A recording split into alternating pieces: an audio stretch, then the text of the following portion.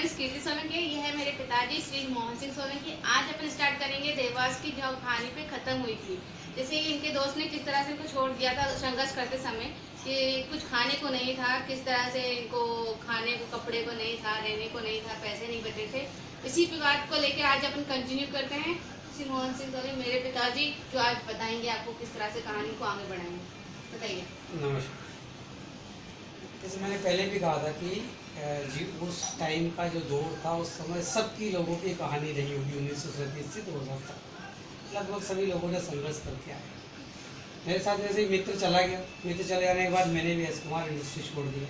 छोड़ने के बाद मैं वहीं पे स्टैंडर्ड मिल के अंदर नौकरी करने चला गया। स्टैंडर्ड मिल में मैंने थोड़े समय के लिए काम किया। उसके बाद में दीपक उलंस मिल है, उसके अंदर मेरा नौकरी मिल गई, अच्छी नौकरी मिल गई सुपरवाइज़र की, और मैं फिर वो नौकरी करने लगा। उस दौरान ये जो रामायण है, ये रामायण उसी दौरान आई थी, महाभारत भी उसी दौरान चल रही थी। उस समय मैं सुपरवाइज़र, मुझे अच्छे से याद है। मेरी उम्र भी लगभग 20 के आसपास रही होगी, 18-20 के आसपास। और उस दौरान ही मैंने जो है वो दीपक उलंस में ज्वाइन किया। लेकिन देखो, मैंने कहा ना, दुर्घटनाएँ मेरे साथ एक तरीके से हमेशा होती रही है। ये भी उस समय भी मैंने नौकरी की, नौकरी बढ़िया चलने लगी। मुझे मेरे उस टाइम शादी वादी का ऑफर आया, और मैंने उसी दौरान शादी वादी की थी। 91 में मेरी शादी वगैरह हुई है। लेकिन थोड़े दिन के बाद वहाँ पे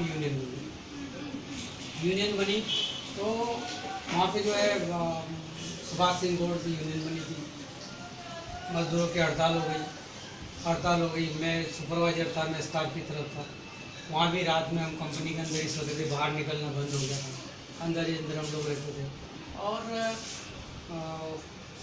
उस हड़ताल में काफ़ी लंबा हड़ताल चला। उसके बाद में मुझे वहाँ पे सुपरवाइज़र की जगह कंपनी ने, वहाँ जो बड़े बड़े स्टाफ के थे, मुझे रिजाइन करना शुरू करवा लिया। मतलब उनको लगा कि अब ये फैलेगा, ये संगठन अब समेटेगा नहीं, बहुत तेज़ी से फैलेगा। ऐसी स्थिति में और स्टाफ को निकालने की व्यवस्था उन्होंने की। मैंने जो है उस टाइम वहाँ पे मुझे ठेकेदारी का काम दिया। मैंने वहाँ पे सुपरवाइज़र के छोड़ करके ठेकेदारी काम कर लिया। ठेकेदारी में एक वाइंडिंग का काम था, जो कि उसमें कम्बल बनते थे। कम्बल का वाइंडिंग का काम जो था, उसका कॉन्ट्रैक्ट मिल गया।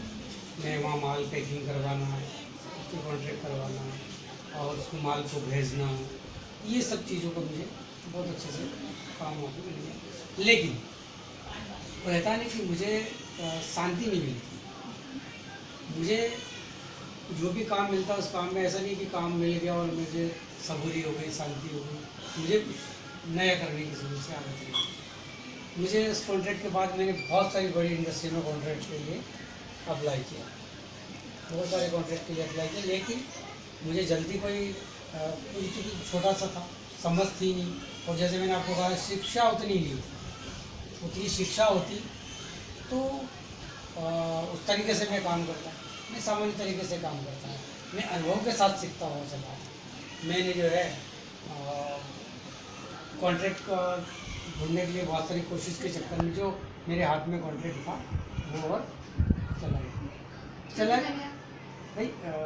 ध्यान एक जगह नहीं रहा, इसलिए वो चला गया। और मान के चलो, मैं जैसे गांव से आया था, जैसे शुरू हुआ वो वैसा का वैसा कि जहाँ से चला तो मैं वहीं पर आके खड़ा। थोड़ा क्लोज करना, रोकना इसको। तो शुरू से एक नया होता रहा, और नया करने की मुझसे छोटी छोटी बहुत सारी चीज़ें जो मुझे याद आती जाएगी, तो मैं आपको बताता जाऊँगा। अच्छा, उस तरह की जो घटना आपको याद हो, जो आपके साथ बीती हो, जो पुरानी घटना पे? हाँ, उस दौरान में ये था कि जो एस कुमार छोड़ने के बाद मेरे पास काम नहीं था। तो उस टाइम ये स्थिति आ गई थी कि सामान नहीं था, खाने पीने के लिए। तो हम लोग क्या करते थे, कच्ची कैरी तोड़ के लाते थे, और वो कैरी तोड़ के ला के उसको उबाल के नमक डाल के उसका पानी पीते। तो लगभग 3 से 4 दिन हम लोग उसमें काटते थे। उसके बाद में उसके बाद में जाके हमको स्टैंडर्ड में नौकरी मिली थी। तो ये बहुत कठिन टाइम था, लेकिन फिर भी हमारे मन में कभी ख्याल नहीं आया कि हम लोग लौट के घर चले। एक और उस समय की जो ऐसी बात है, साधारण सी बात है, कहने में अजीब सा लगेगा कि बड़े भाई भी आए थे हमारे, बड़े वाले भाई आए थे। वो घर से बिस्तर, बर्तन, स्टोव, वो सामान वगैरह लेकर आए थे। और घर की स्थिति भी वैसी नहीं थी लेकिन वो आए थे, उन्होंने मेरे से कहा था यार कुछ तो पैसा हो तो मुझे आप दो, लेकिन उस टाइम 50 साल के मैंने, लेकिन मैंने उस टाइम उनको नहीं दिया था क्योंकि उनको भी वो भी एक तरीके से गांव में नौकरी करते थे। तो उस बात का बड़ा दुख है यार, अपन ने इतना सारा। पर वो तो मास्टर थे, उनको सरकारी नहीं नौकरी थी। उससे छोटे थे उस टाइम। मास्टर जी के लिए तो हेल्प के लिए ससुराल वाले थे, और मास्टर जी हम चारों भाई से अलग थे। हम चारों भाई अलग थे और मास्टर जी अलग थे। मास्टर जी पढ़ाते थे, ससुराल से उनके लिए घी आता था, वो अच्छे थे, लेकिन हम लोग कष्ट में थे।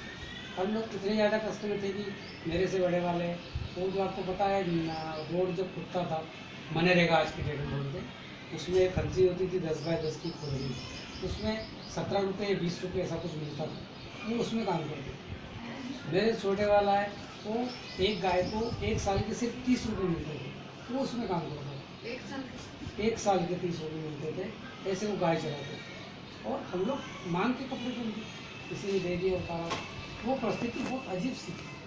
तो लेकिन वो भी आते थे, लेकिन मैं उसके बाद मैंने घर पे थोड़ी बहुत हेल्प किया है। उसके बाद तो ऊपर वाले ने उनकी भी सुन लिया, तो वो भी छोटा मोटा काम करते रहे, और बड़ी अच्छी स्थिति में थे वो, आने लगे। हम भी एक बढ़िया स्थिति डेवलप होने लगी, और रिपकुलेंस मिल में हम लोग के बाद, कॉन्ट्रैक्ट के बाद थोड़ा सी व्यवस्था फिर कर गया। और वो जो इनकम क्या थी आपकी? हमें लगभग 12 रुपये रोज हम लोगों को यहाँ पे मिलता है। मैं आपको वहाँ दिया, उस समय पानी की बड़ी दिक्कत, पानी नहीं हुआ करता था। तो पानी की स्थिति इतनी ज़्यादा खराब थी कि हम लोग 15 दिन से 20 दिन में एक बार नहाते। देवास के ये हाल थे, 15 दिन 20 दिन 18 दिन, और ज़्यादा हो गया तो कंपनी के अंदर चोरी चोरी नहा लेते थे। ऐसी व्यवस्थाएँ थी, तो वो समय बहुत वैसा था, खुद से खाना बनाना। और लेकिन एक चीज़ जरूर थी, उस समय मानवता थी, लोग एक दूसरे की हेल्प करते थे, व्यवस्थाएं देते थे, वो बहुत अच्छी उस टाइम की व्यवस्था थी। इतना मिल हो गया, बहुत लगभग खत्म हो गया, अच्छे डेवलपमेंट हो गया।